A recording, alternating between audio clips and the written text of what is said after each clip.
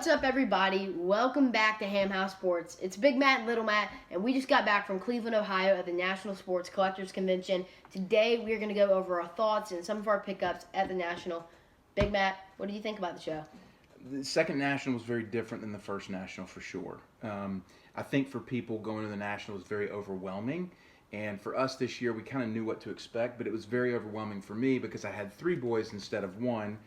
Your brothers were there, of course, and so it was very busy for me, kind of trying to keep up with where you guys were and the deals that y'all were making. And like last year's National, I felt like we were like, oh, wow, like take it in. Like, oh, look, there's, Mickey Mantle's jersey, or look, there's a 52 Mantle. Yeah. And this year it's like we weren't even like, we didn't go to any of the display cases. We didn't go to any of those kinds of things. It was just cards, deals, cards, deals, cards, deals. And it was like grinding for like 3 days straight. Yeah, so it was sure. super tiring. Very different for me because I'm a junkie. Like I like the hobby, and I like to look at things and like, oh, this is super cool. So I didn't feel like I got to take in as much of it. But nonetheless, still great to see a bunch of people, and you did wonderfully well. Like you crushed it, with buying and selling. Yeah. So yeah, I mean that's always good. Yeah, I mean, and I get what you're saying, like, oh, it's not like, but it's also not Last National. Last National was the first card show we've been to out of state. It was just amazing because, well, number one, we were in a much different position. I wasn't in the buying and selling game yet. It was pretty much just like us buying the modern football and baseball last year. But like you said, like, the reason that I didn't look at those things is because I saw them last year. So after going to all these big shows, it's like I rarely get the opportunity to go to these big shows. So it's like when I get the opportunity to buy and sell with the best collectors in the game, I'm going to take that opportunity and run with it. Yeah, and you're laser focused on making deals. Like just it's deal, and you crushed it. Like you walked in with 19K, you came out with what, 25K, something like that? Yeah. And so you're doing really well with your own collection and your own buying and selling. And we've switched. So like we're now more, whereas HamHouse, me is buying like low pop, True rare cards pieces to hold on to, and then you're still staying like hyper liquid and trying to make some money for your, kind of your own PC, which is starting to kind of develop. Yep. So it's like super different. But that said, the hobby's changing a little bit too. And, just want to talk a little bit about that. Like, what are your thoughts right now on like where the hobby is? Yeah, I mean, obviously the news came out this week that Optic, the hobby product, was basically there was an error where multiple downtowns were put in the cases, and it just shows people that downtowns aren't really case hits. They make so many of them, and that's why the repackers that were thriving on these downtowns, some people say it's just going to be the downfall in these downtowns, and a few people I sell to even said, oh, I'm not buying those downtowns anymore. So it's like, okay, luckily I got out before that, but the downtown and Kaboom market of the National is the most competitive sports card market I've ever been in. People are just saying it's almost like 2022 again, where people are buying cards at insane prices. People are paying 100%. People are doing all this stuff. But it's crazy to see like which ones have actual value, because over 8,000 downtowns without hobby even being out have already been graded this year. Isn't it interesting like how fast it can change? Yeah. Like I think that's one of the things that I'm super aware of now is like how fast pricing can change on cards. Mm-hmm. And a lot of people get burned by holding on to inventory. Yeah. And so you have to be really smart to know what to hold on to. And if you're going to jump into the game, it's like this. If you're going to jump into the river and swim, right, against the current, like you better be ready and get your mind right. So when you jump into the Kabooms and the downtowns, you have to know what you're doing, because you can get turned over really quick. And I feel like I kind of timed that perfect. I mean, the day before all that news came out, I pretty much sold like six or seven of them. So I feel like I did really well. I mean, one I picked up that saw great value, Patrick Mahomes. I'll pop up a picture right here. Patrick Mahomes, 2018 first year Kaboom. I just saw value in that because it's only a pop 50 with 47 higher. So I think that's a card I'm going to try to hold on for a little bit, see if he can win another Super Bowl.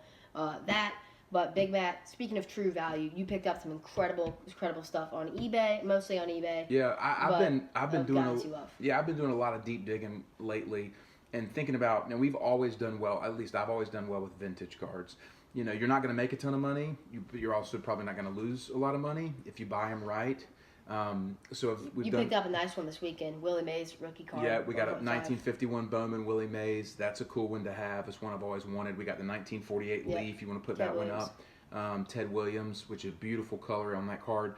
And so it's just looking for cards like this that are iconic sports cards that are always going to be around. They're going to be there. You get them at good value.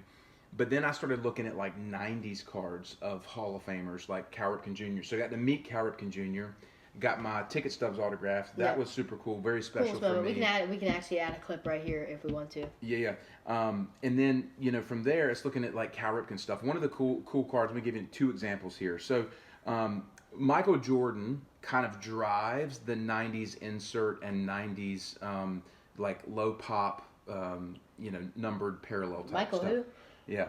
Jordan kind of drives that. So like here's a Fleer Ultra Gold Medallion Jordan. It's not actually numbered, but there is supposedly less than 500 of them or so that were printed and graded. And then one of the key Michael Jordan sets was the Flair Showcase. It's called Row Zero, numbered to 100. This is the Cal Ripken of that. So I've started looking at the high value Jordan cards and then going after the baseball guys of those cards. Yep. This is another one, the Essential Credentials. Super like the Jordan of this card does like 10 grand. Oh, easy. And it's to $299, and you can pick up the Cal Ripken for like 200. Yep. And so stuff like that to me is just super cool. It's always going to be around when you've got a Hall of Famer. So think Derek Jeter, think Ken Griffey Jr., think Cal Ripken Jr., think Frank Thomas. Think Tony Gwynn, guys like that. Well, to me, it's like you didn't see these cards on the show floor of Cal Ripken, but you didn't see these cards on the show floor of anybody. Yeah, no, I mean, sure. These cards, the whole national show floor, in my opinion, was vintage, modern basketball and football, and maybe some Bowman baseball, and maybe some like 90s stuff here and there. But really, it was bombarded with the older vintage dealers and the modern football and basketball cards. Yeah, it's funny. Like now that I'm looking into it, it's like trying to find out where the key value is. And understanding the hobby and kind of timing it right. And so timing is literally everything. And so you've got to stay on top of that. So Big Matt, before we close up, what are you looking to buy right now? Let's say like you want 3 cards. What are you buying right now? Budget. I'm looking for the right deal on a 1951 Bowman Mickey Mantle. Okay.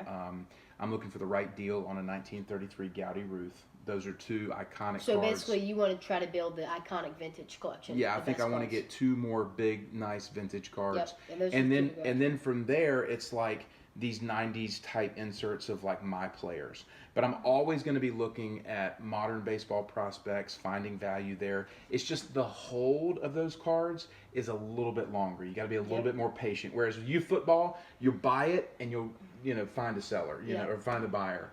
And that's just too much going on for me. My brain doesn't move that fast. So I like to find stuff that I can hold for 2 months, 6 months, 2 years, and instead of like a week. So cool card. Put a picture up. Twins picked this one up. Acuna Bowman Auto, number to $4.99. Seemed like great value. So I'm glad they picked that one up. We were selling these at $2,500 last year. Now it was like $1,200. So hard to pass up on. That's half cool one. Price there. So I'm gonna ask myself the same question. I had to go after 3 cards.